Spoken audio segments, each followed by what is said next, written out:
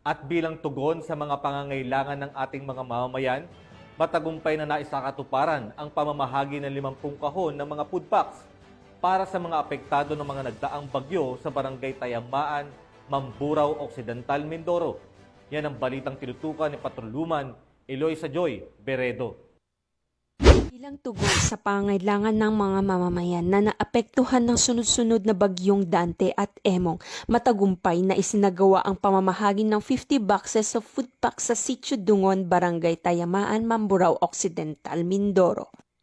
Pinangunahan ni Police Captain Anthony H. Moralejo, platoon leader ng 3rd Maneuver Platoon, 2nd Occidental Mindoro Provincial Mobile Force Company, ang nasabing aktibidad katuwang ang mga kinatawan mula sa Provincial Disaster Risk Reduction and Management Office, Municipal Disaster Risk Reduction and Management Office, Municipal Social Welfare and Development Office, Provincial Social Welfare and Development Office, lokal na pamahalaan, at Bureau of Fire Protection.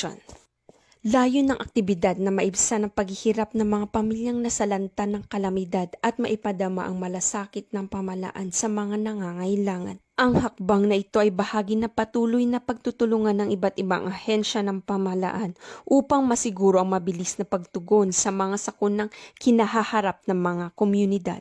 Nagpaabot ng pasasalamat ang mga residente sa natanggap na tulong at suporta mula sa iba't ibang sangay ng gobyerno. Patuloy namang tiniyak ng mga otoridad ang kanilang kahandaan sa pagbibigay ng kinakailangang ayuda sa oras ng pangangailangan.